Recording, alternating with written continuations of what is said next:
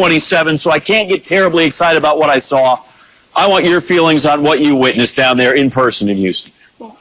Well, that's fair because you certainly have seen the Golden State Warriors play better. But when it counted most, particularly in the second half and specifically that third quarter, they turned it on. They outscored them 33-15. They were drilling threes from all over the place. Steph Curry was doing something. Klay Thompson was doing it along those lines. We saw Kevin Durant return to action in the second half, particularly in the fourth quarter, doing the things that he is supposed to do. And so in light of that, the better team won. You just feel, I don't want to say sad, but whether it's melancholy or whatever the word is, the fact that the Houston Rockets didn't have CP3, you're sort of sitting here wondering what might have been.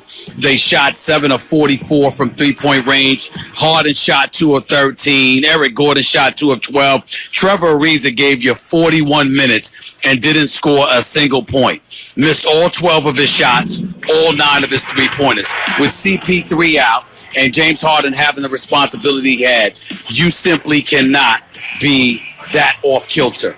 And that's what he was. Combine that with the 5 turnovers James Harden had. 3 were in the fourth quarter in pivotal stretches when they could have been on a run, and his turnovers derailed it. And you have what you have. You have a Houston Rockets team that ultimately succumbed to their NBA reigning defending champion Golden State Warriors because the Golden State Warriors were better, especially with Houston not having CP3. Okay, no, Paul, we can't worry about what wasn't there. We can look ahead. We get a 4th installment now, Cavaliers, Golden State.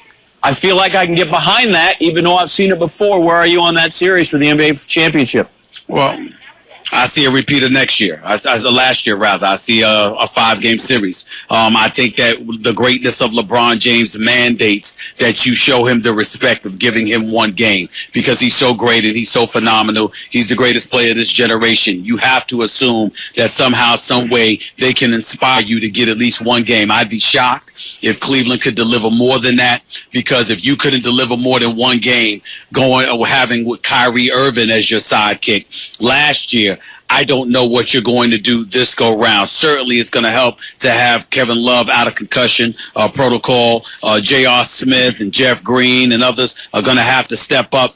But this is a juggernaut we're talking about here, a Golden State Warriors team that when they really get after you, with their aerial assault, there's little to nothing that you can do.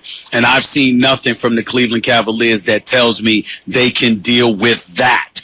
A matter of fact, every time we saw Boston hitting threes against them, they ultimately succumbed against Boston. So what are you going to do against the reigning defending NBA champions, who is the greatest shooting team of this generation? I don't know what you can do. I'm hopeful. Please don't get me wrong.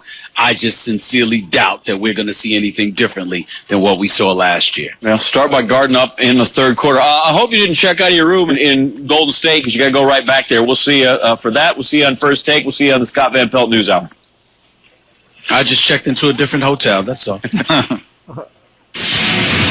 On the road. Tall to big, Game 7, very exciting. Really what it is now a best-of-1 series, and it's given us a rematch between the Warriors and the Cavaliers. Rockets without Chris Paul again in the deciding game.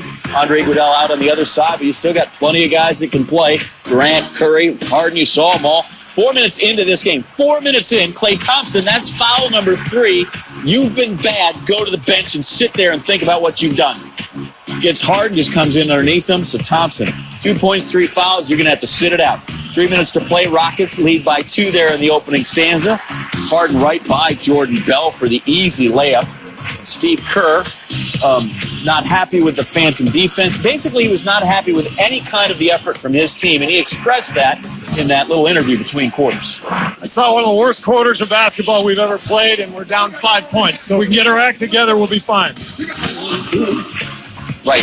They didn't get their act together, at least in the second quarter, because that too belonged to Houston.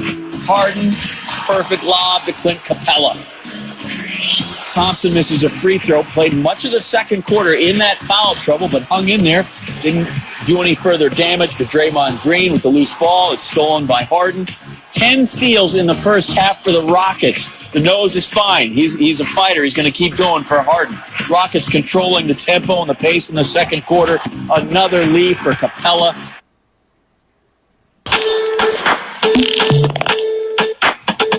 Wait for it. Wait for it.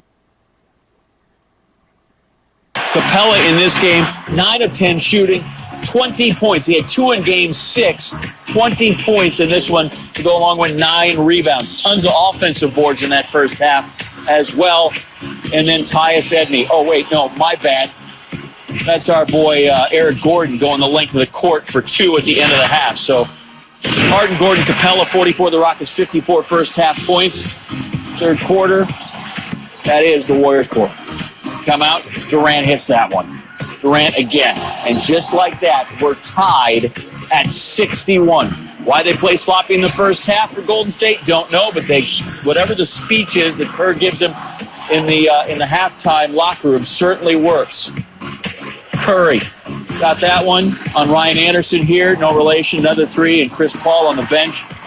You'll tell that's a man that wants to be in there and do something about it. He can't. Warriors are up 6. Next Rockets possession. This is sort of them in the second half.